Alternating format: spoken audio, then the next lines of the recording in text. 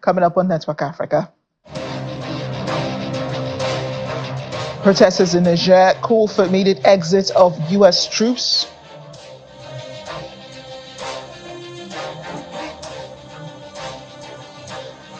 South Africa's ruling party, the African National Congress, loses battle for former President Jacob Zuma's MK party name and logo. Plus, the United Nations reiterates calls for an end to the conflict in Sudan.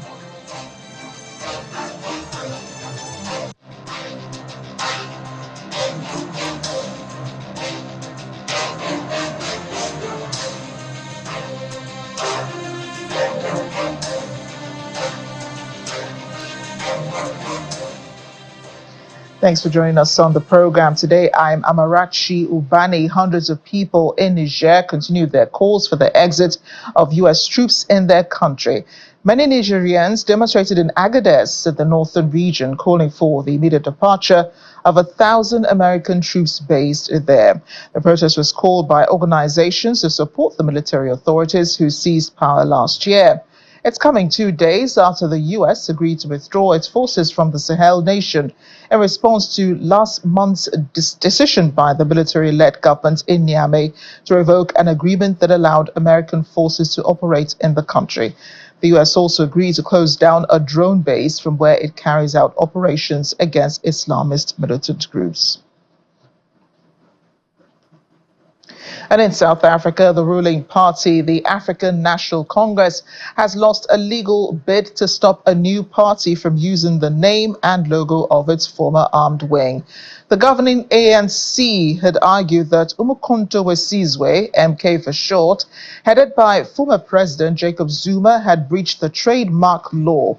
However, the Durban High Court disagreed, allowing use of the name, which translates as Spear of the Nation.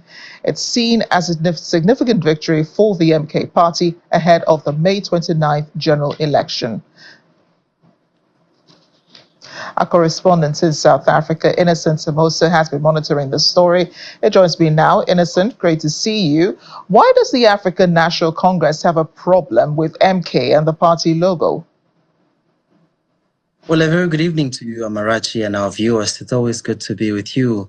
I mean, another win for former President Jacob Zuma. I mean, you would recall that previously he won against the IEC when they were arguing that he's not supposed to be on the ballot because he has a criminal record that's more than a month. But also there's been issues around the ANC also saying that the Umkhonto weSizwe belongs to them. It's their historical heritage, so therefore Zuma cannot use it. But I guess the case is still fresh as it stands. But let me just try to break it down for our viewers, Amarachi.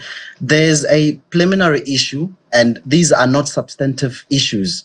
This speaks to whether or not the court has the prerogative to hear or sit down, or it has the powers to sit down and hear the case.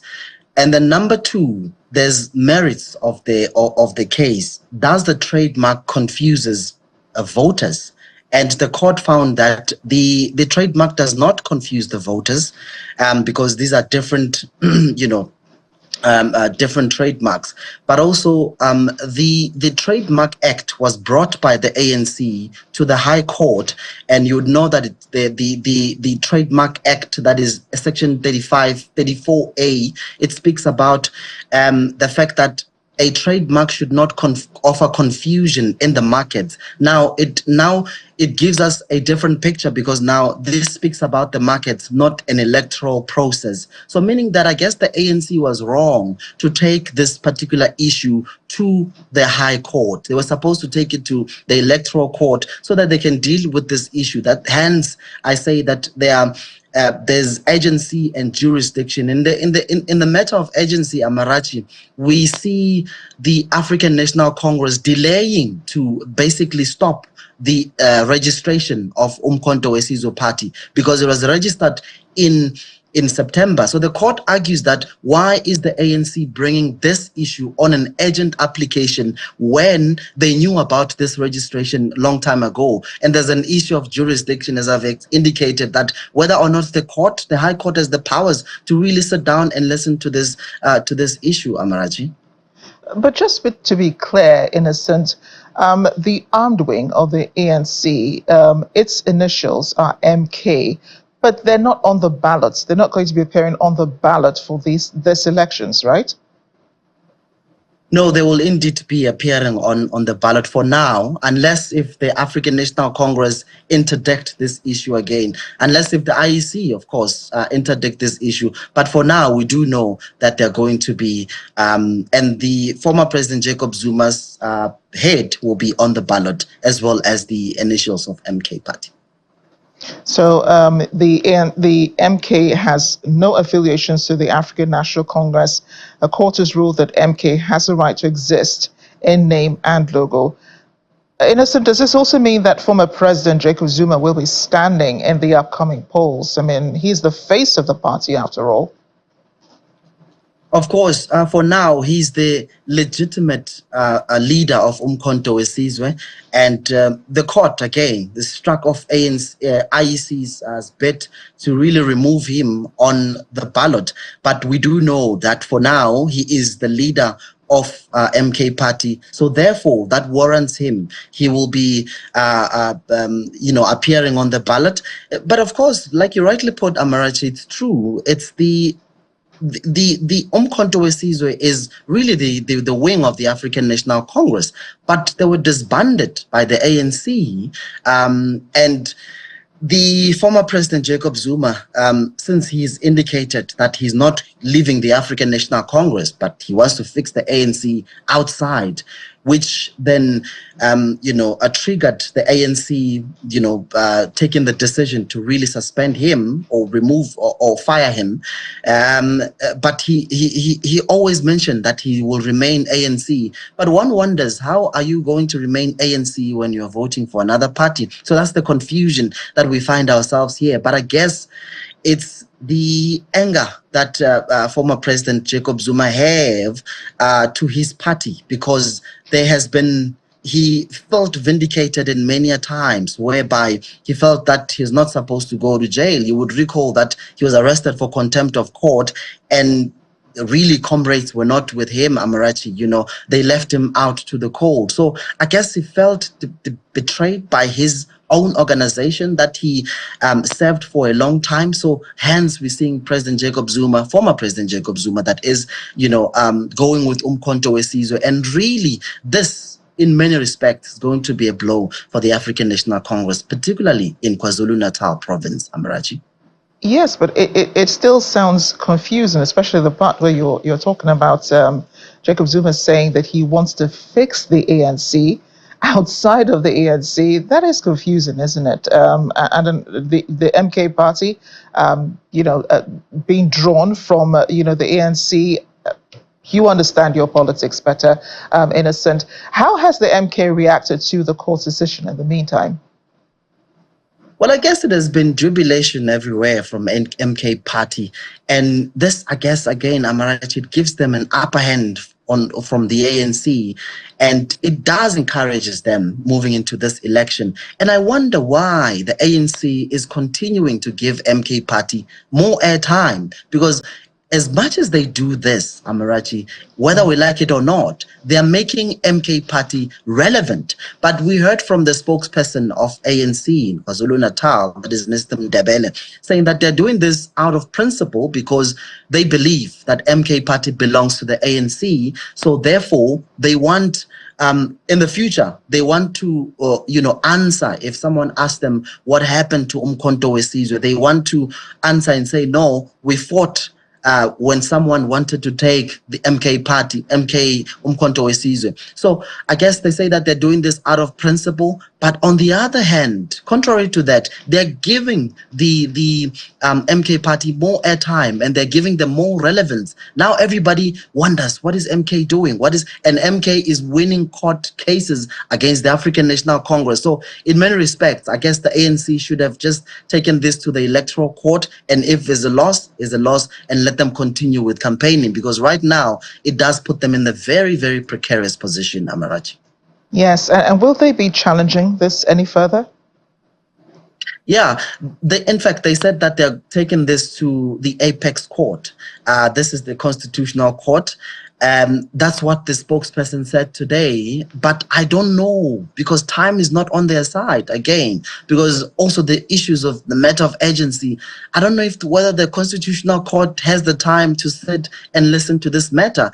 But for now, they said that they won't go down without a fight. That's according to the African National Congress, Amarachi. We'll have to see at the polls, Innocent. And speaking of the polls, how many contenders are there, especially for the position of president for the May 29th polls?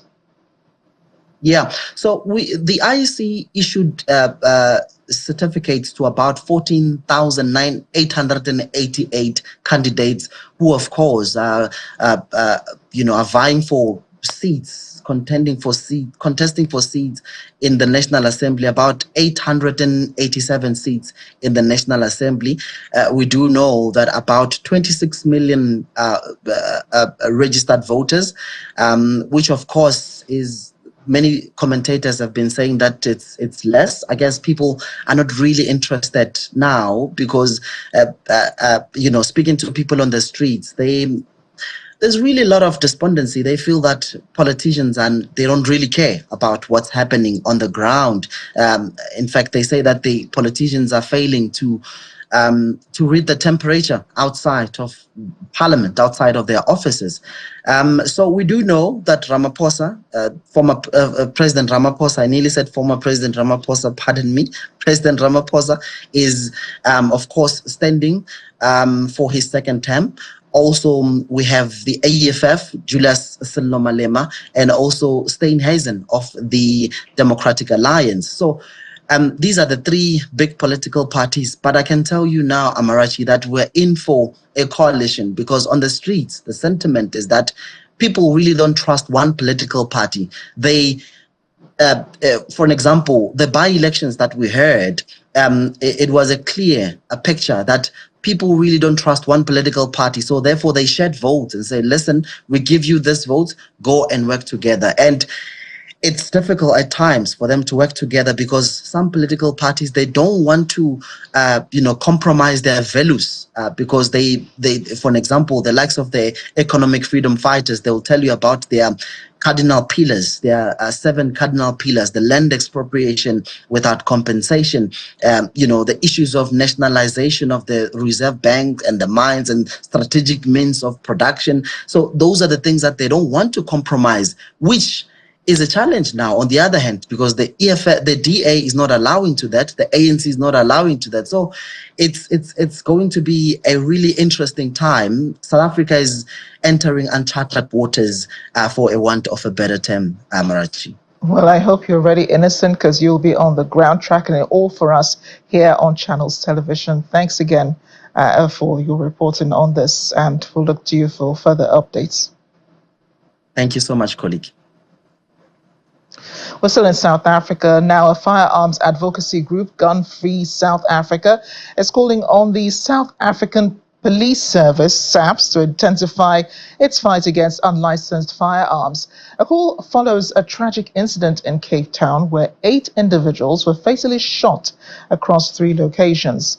Gun Free South Africa Director Adele Kirsten says the mass shooting in Khayelitsha indicates the country is at crisis levels when it comes to gun violence.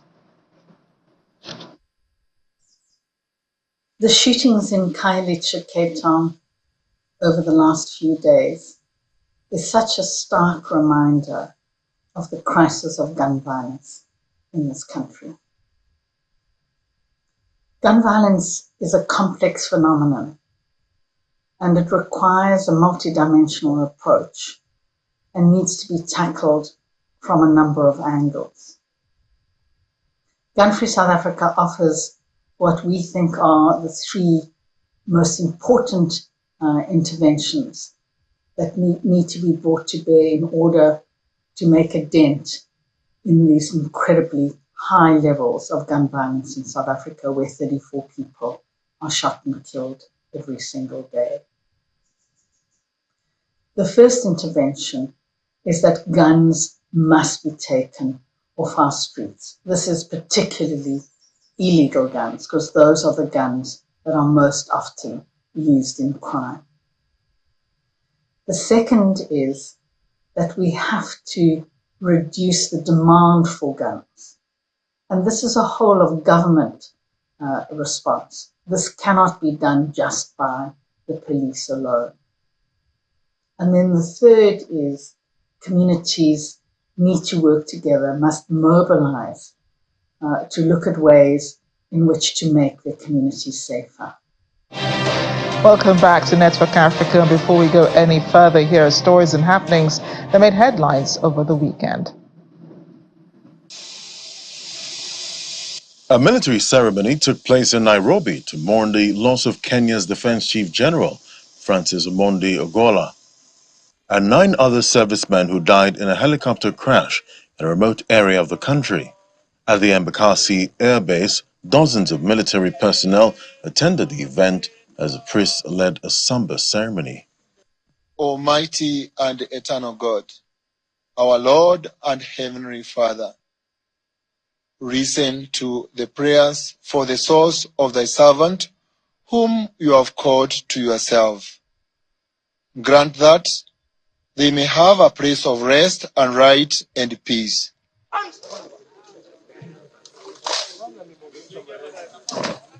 On Sunday, President William Ruto attended the funeral service of General Ogola in Siaya County. Military officers carried Ogola's casket to its final resting place as mourners, including the general's daughter, Lorna, and wife, Eileen, following behind the procession.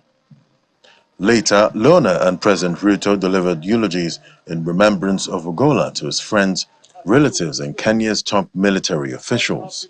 He loved his family. Fathers, show up for your family because your presence makes a difference. Even now at my big age, he would still show up for me at the airport. He would show up and take me shopping. He would show up and go bowling with my son and my brother. He would show up and just be very present and loving. He would tell Mom, his wife of 40 years, I love you and I'm so grateful that I get to come home to you after this hard day. You make it bearable. He loved us so dearly, so please love your families. I was very proud working with this man, General Ogola. And I know for sure that I made the right decision. And if I had another chance to appoint him, I would appoint him again as the CDF of Kenya. He demonstrated in strategy, in word, and in deed that he loved this country, that he wanted the best for Kenya, and he stopped at nothing to make sure that Kenya was safe, and every soldier, wherever they were, inside the country and outside the country, was serving to their best of ability. The defense helicopter, reportedly a Bell UH-1B Huey, crashed shortly after takeoff near the village of Chesagon on Thursday. Kenyan President William Ruto said General Ogola and his entourage had departed from Nairobi to visit troops in the North Rift area. On Saturday, residents of Mbaka village in Yando, eastern Kenya, were forced to deal with the dire living conditions in the aftermath of torrential rainfalls that burst the Yando riverbank and sent floods to sweep across the area. Houses and crops were torn apart by floodwater as residents sought for whatever remained in rubble and mud. Several displaced locals were seen in an evacuation site at Mbaka Primary School, where they also had to improvise with the scarce resources to deal with most fundamental daily activities. In Yandos prone to flooding year in, year out, which in turn has contributed to high levels of poverty due to the continued loss of livelihoods. Still on Saturday, hundreds of protesters gathered in front of the U.S. consulate in Casablanca, denouncing U.S. arms supplies to Israel during the ongoing war in Gaza. Protesters were seen holding Palestinian flags and signs reading "Zionist crimes sponsored by terrorists USA" and U.S. President Joe Biden's quote, "We will make sure that Israel gets everything it needs." The protests, organized by the Moroccan Front to support Palestine and against normalization, witnessed heavy presence in police officers who blocked the road in front of protesters.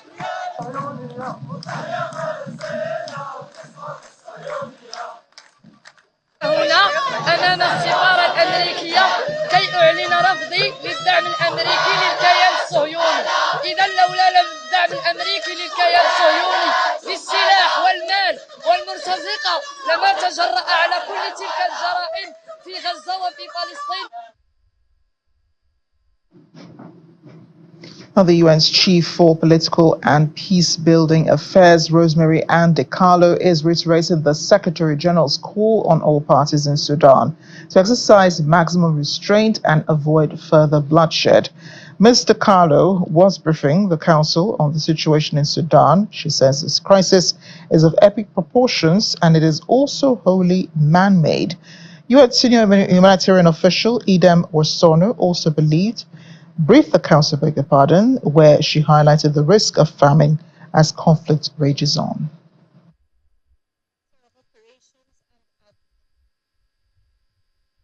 This is a crisis of epic proportions. It is also wholly man-made. All warring parties must uphold their obligations under international humanitarian law and international human rights law, and also adhere to the Jeddah Declaration of Commitment to protect the civilians of Sudan. I reiterate the Secretary General's call on all parties to exercise maximum restraint and avoid further bloodshed. But if the parties have been able to sustain their confrontation, it is no small part thanks to the material support they receive from outside the Sudan. These external actors continue to flout the sanctions regime imposed by the Council to support a political settlement, thereby fueling the conflict. This is illegal, it is immoral, and it must stop. 1 year on, the outlook for the people of Sudan is bleak. Conflict continues to rage, and the risk of famine is here. I find it particularly distressing to see what has happened in Sudan, given where the country was before this conflict started. A safe refuge for more than 1 million refugees, a regional hub for medical facilities and universities. So much of this is now gone. The violence poses an extreme and immediate danger to the 800,000 civilians who reside in El Fasher, and it risks triggering further violence in other parts of Darfur, where more than 9 million people are in dire need of humanitarian assistance. We reiterate our demands that the parties to conflict respect their obligations under international humanitarian law. Sexual violence and other inhumane treatment is strictly prohibited. The parties must take constant care to spare civilians and civilian objects.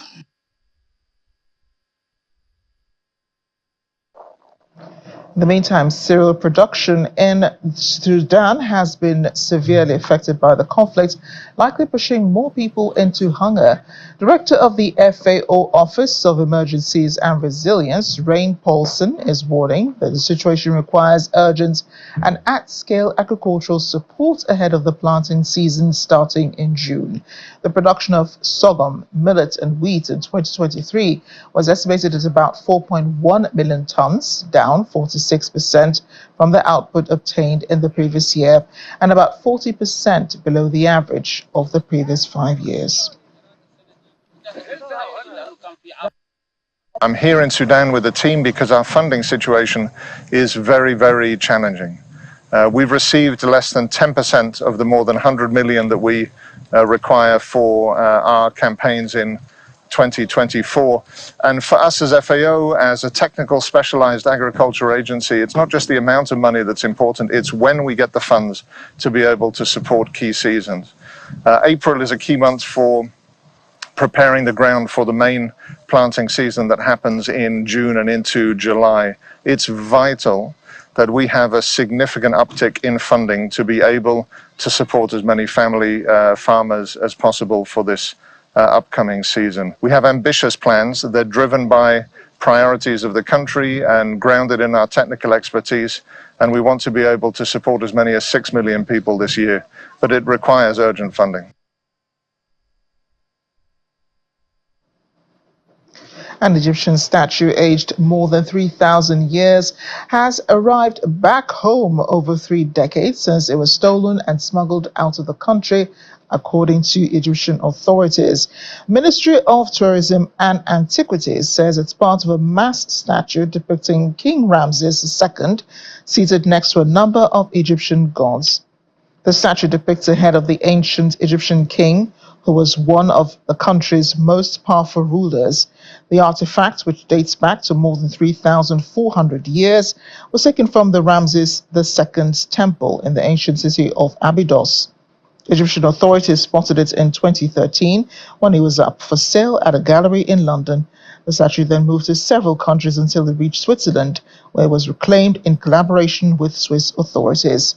The Antiquities Ministry says Egypt proved that it had rights to the piece and that the artifact left its borders illegally. It will undergo restoration now and maintenance at the Egyptian Museum in Cairo. Thanks for watching Network Africa. I'm Amarachi Ubani.